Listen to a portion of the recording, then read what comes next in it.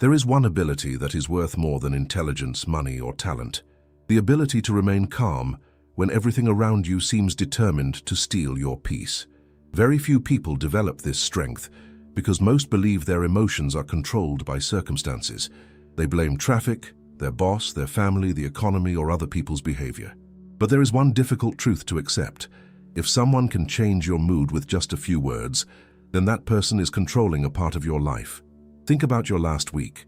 Maybe another driver cut you off, and you replayed that moment for the rest of your journey. Maybe a message you received in the morning was enough to ruin the entire day. Perhaps a comment at work stayed in your mind long after you had gone home.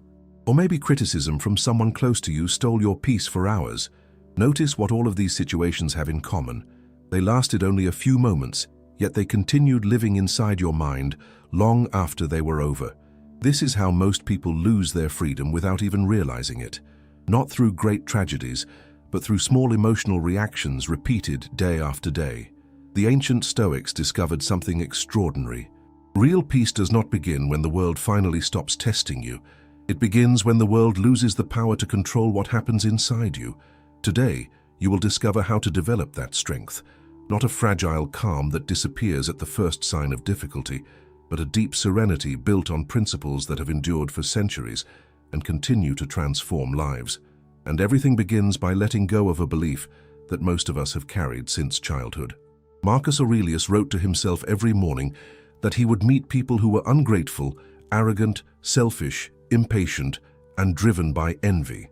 At first glance, those words sound pessimistic, but they were actually an exercise in accepting reality instead of wishing it were different. Much of our anger is born from silent expectations. We expect everyone to be polite. We expect people to recognize our efforts. We expect those who love us to always understand us. We expect people consumed by envy to celebrate our success. We expect emotional maturity from those who have never learned to govern themselves. And when those expectations are broken, we feel as though we have been treated unfairly. But have we? You do not become angry because rain gets you wet. You do not resent fire for producing heat. You accept those things because you understand their nature. So why expect someone ruled by pride, fear, or emotional immaturity to always act with wisdom? Seneca wrote that we suffer more often in imagination than in reality. In many situations, the greatest pain is not caused by another person's behavior. It is created by the distance between what happened and what we believed should have happened. Imagine a co-worker who complains about everything, a driver who turns every traffic jam into a battle, a relative who never seems capable of celebrating another person's success. When they behave exactly as they always have, are they truly attacking you or simply revealing the level of mastery they have over themselves? That single question changes everything. Instead of asking, "Why did they do this to me?" you begin asking, "What does this behavior reveal about them?" The moment you ask that question, your attention shifts away from the offense and toward understanding. It is like watching a storm from the top of a mountain. The wind is still blowing, the rain is still falling, but you are no longer being carried away by it. Accepting human nature does not mean approving every action. It does not mean allowing disrespect. It simply means refusing to demand from the world what it never promised to give you. As long as you believe you can only live in peace when everyone becomes kind, reasonable, and emotionally mature, you will continue postponing your peace to a day that may never come. But even after you understand this truth, there is still an enemy far more difficult to face. Because most battles are not fought between you and other people, they are fought between you and your own ego. The ego turns small inconveniences into major conflicts. It whispers that you must answer immediately, that you have to prove you are right, that you cannot let criticism go unanswered, that silence is weakness. Without realizing it, you begin protecting an image of yourself instead of protecting your peace. Epictetus taught that no one is truly free while they depend on the opinions of others to recognize their own worth. Remember that lesson every time someone tries to provoke you. Those who know their own value do not feel the need to prove it every moment. Picture an ancient tree. When the wind blows, its branches move, but its roots remain firm. Now imagine a plant with shallow roots. A single strong gust is enough to pull it from the ground. The ego grows shallow roots. It needs approval. It needs recognition. It needs to win every argument. True serenity grows deep roots. It does not depend on applause, nor does it disappear because of criticism. That is why genuinely strong people rarely waste their energy trying to convince others of who they are. They understand that their character is worth far more than the latest opinion someone expressed about them. But this leads to an unavoidable question. How do you remain calm at the exact moment someone tries to disturb your peace? That is where the next step of this journey begins. The answer begins with something surprisingly simple. Do not respond immediately. There is a small space between what happens and how you respond. Most people rush through that space without thinking. A Stoic stays there for a moment. It is within that brief pause that freedom is born. When someone raises their voice, makes a hurtful remark, or deliberately tries to provoke you, your first impulse is usually to respond with the same energy. Your heart beats faster. Your breathing changes. Your mind searches for the perfect comeback. But stop for a moment and ask yourself one question. What is the real reward for winning that argument? If proving that you were right costs you your peace of mind, then the price is simply too high. Marcus Aurelius reminded himself that the best revenge was not to become like the person who had wronged him. Those words sound simple when we read them, but they take on a completely different meaning when someone is standing in front of us, testing our patience. That is where silence becomes one of the greatest tools you can develop. Not silence born from pride, not silence filled with resentment, but conscious silence, the kind of silence that allows your emotions to settle before your words are chosen. People who provoke others are usually expecting an immediate reaction. They expect anger. They expect excuses. They expect you to step into the emotional game they have created. When that reaction never comes, the entire situation begins to lose its strength. Imagine two people playing table tennis. As long as both players keep returning the ball, the game continues. But the moment one player lowers the paddle, the rally ends. Many conflicts survive for only one reason. Someone keeps hitting the ball back. Conscious silence is not a sign of weakness. It is self-mastery. It is the decision that your peace is more valuable than your desire to win an argument, and when it is finally time to speak, do so calmly. Questions often accomplish what accusations never can. Instead of attacking, seek to understand. Instead of raising your voice, lower it. While the other person offers impulsiveness, you offer clarity.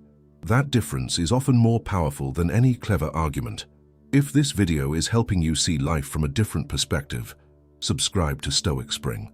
By building the habit of studying these timeless principles, you will strengthen your inner peace and develop the emotional maturity needed to face life's challenges with wisdom and confidence. But there is an even greater challenge. It is relatively easy to remain calm around a stranger you will probably never see again. The real test begins when the person challenging your peace is part of your everyday life. It may be a family member, a co-worker, a manager, or someone who knows exactly which words can affect you the most. This is where many people mistake patience for submission. Stoicism never taught that. Being calm does not mean accepting every behavior. It means acting without surrendering control of yourself. That is why healthy boundaries are part of genuine serenity. Many people use threats in an attempt to control others. The Stoic chooses a different path. Instead of controlling others, they govern themselves. If a conversation becomes disrespectful, they can end it. If an environment becomes toxic, they can leave it. If someone repeatedly crosses their boundaries, they decide how much access that person will continue to have in their life. Notice the difference. You are not trying to control another human being. You are simply taking responsibility for your own choices. Imagine a carefully built home. It has doors. It has windows. It has walls. Those boundaries do not exist because everyone outside is dangerous. They exist so the home remains a place of safety. Your mind deserves the same protection. Every time you abandon your own boundaries simply to avoid conflict, something happens quietly inside you. You begin to lose trust in yourself, and once that trust is weakened, even small provocations begin to feel much larger than they truly are. But there is one battle that no boundary can prevent. When the world finally becomes quiet, your mind keeps talking. Have you ever noticed how an argument can end in the morning yet continue inside your head until the evening? Your body moves on with the day. Your mind stays behind, replaying conversations, inventing better responses, imagining different endings. This is how rumination begins. The Stoics understood that thoughts are not commands, they are simply events taking place within the mind. Just as clouds pass through the sky without changing its vastness, thoughts pass through your awareness, without defining who you truly are. Not every worry deserves your attention. Not every memory deserves to be relived. Not every fear points to real danger. Learning to observe your thoughts without believing every one of them is one of the greatest signs of emotional maturity. Breathe, observe, let them pass. Return to the present moment. Only in the present can you act. The past cannot be changed. The future has not yet arrived. But peace can be built right here, right now. Throughout this video, you have discovered that serenity is not a matter of luck or personality. It grows when we let go of unrealistic expectations, stop feeding the ego, learn to respond instead of react, establish healthy boundaries, and realize that not every thought deserves to rule our lives. That is the true art of remaining calm. It is not about eliminating problems. It is about refusing to let them govern your mind. People will continue to be imperfect. Challenges will continue to appear. Difficult days will still come. But you can walk through all of them without losing what matters most: your inner peace. Marcus Aurelius wrote that the happiness of our lives depends upon the quality of our thoughts. Perhaps that is the deepest lesson Stoicism has to offer. Freedom does not begin when the world changes.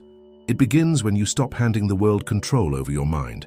When this video ends, the very next person you encounter will become the first opportunity to practice everything you have learned today. They may be kind, they may not.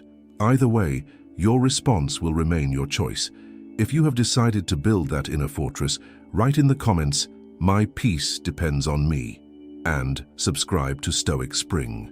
Every new video will help you strengthen your inner peace, develop greater emotional maturity, and build a life guided by wisdom, serenity, and true freedom.